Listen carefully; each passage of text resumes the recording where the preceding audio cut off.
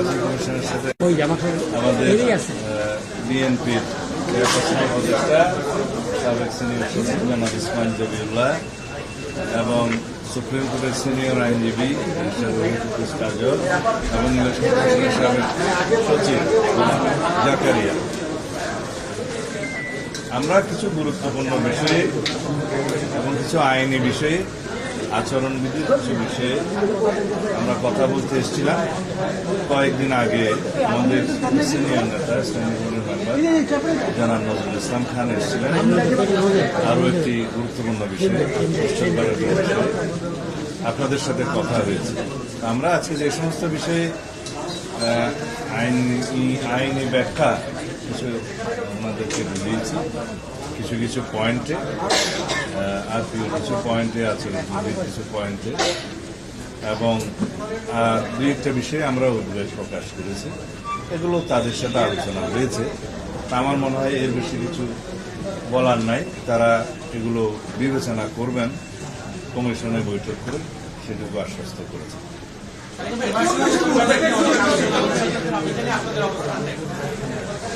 এগুলো পুরান বিষয় আবার বলতে হয়।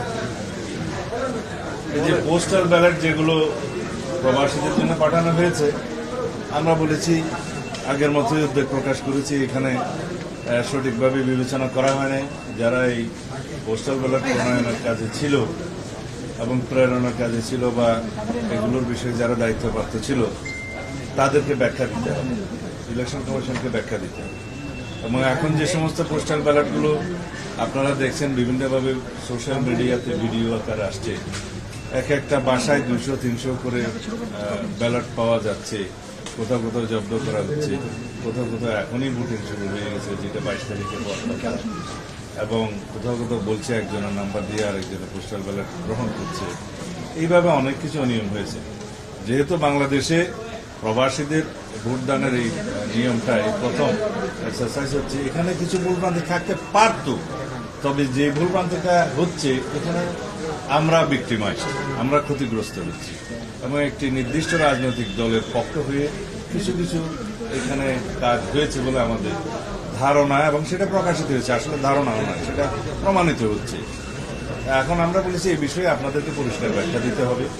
এই প্রবাসীদের কাছে যে সমস্ত ব্যালট পাঠানো হয়েছে, কীভাবে পাঠানো হয়েছে, তারা কীভাবে ভোট দিবে, ওখানে কীভাবে স্ক্যান করবে, আর এক জায়গায় যদি 200-300 ব্যালট পাওয়া যায় সেক্ষেত্রে কী ব্যাখ্যা দিবেন, পররাষ্ট্র মন্ত্রণালয় কী ব্যবস্থা দেবে, এই সমস্ত বিষয়ে আমরা আলাপ করেছি। তারা তাদের ব্যাখ্যাটা দিবে না, তাদের কাছে আমার মনে হয় আজকেও দিতে পারে, কালকেও দিতে পারে, তাদের সময় মতো দেবে। আর আচরণবিধির বিষয়ে আমরা একটা বিষয় দৃষ্টি আকর্ষণ করেছি যে ভোটার স্লিপ প্রদানের ক্ষেত্রে আমরা যেহেতু চাই অধিকাংশ ভোটার ভোটে অংশগ্রহণ করুক, দেশে সবাই চায়, তো সেই ক্ষেত্রে তারা যাতে তাদের ভোটের নাম্বারটা এবং প্রার্থীর নাম, প্রতীক ইত্যাদি পায় ভোটার স্লিপের মাধ্যমে, সহজ হয়। সেটা না করে তারা ভোটার স্লিপের মধ্যে বলেছে কোনো পার্টির নাম দেওয়া যাবে না, মার্কা দেওয়া যাবে না এবং প্রার্থীর ছবি দেওয়া যাবে না। এগুলো আমার হচ্ছে কোনো বিবেচনা করার দরকার। আচরণবিধি যেহেতু ইলেকশন কমিশন নিজেরাই এটা পরিবর্তন করতে পারবে, সুতরাং এই বিষয়টা বিবেচনায় নেয়া।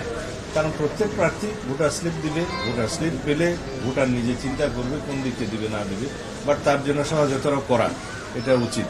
আমরা নির্বাচনকে যেন কঠিন না করি, সহজতর করে এবং অধিকাংশ ভোটার যেন ভোট দিতে পারে। আরও দু একটি বিষয়ে আমরা আলোচনা করেছি, সেটা প্রেসে বলা ঠিক হবে না। আমার মনে হয় আমাদের উদ্যোগগুলো আমরা জানিয়েছি, আলোচনা করেছি। আর যে সমস্ত বিষয়গুলো এখন আপিল শুনানিতে চলছে, এই বিষয়গুলো যেহেতু অনেকটা আমরা বললে এটা সাব জুডিস হবে, সেই জন্য আমরা এখানে আলোচনা করছি না। আমাদের লয়ার আছে, নিয়ে এগুলো অ্যাড্রেস করবেন। আমার মনে হয় আমার আর কিছু বলার নেই। এই বিষয়টা এখানের সাথে রিলেটেড না, অন্য কোনো বিষয় থাকলে বল।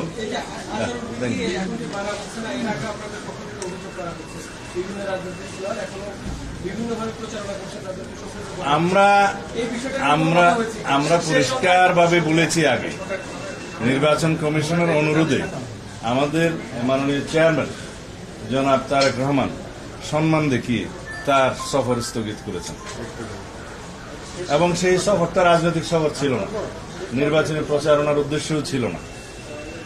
2024 সালের গণ অভ্যুত্থানে শহীদ তাদেরকে বিনম্র শ্রদ্ধা জানানো, কবর জিয়ারত করার উদ্দেশ্যে ছিল। আমরা আচরণবিধির কারণে নয়, নির্বাচন কমিশনের অনুরোধে সেটা আমরা স্থগিত করেছি। এখন বিভিন্ন রাজনৈতিক দলের গুরুত্বপূর্ণ নেতারা বিভিন্নভাবে যে সমস্ত বক্তব্য দিচ্ছে এবং সেটা ভিডিও পাওয়া যায়, তাতে করে নির্বাচন আচরণবিধি লঙ্ঘন হচ্ছে।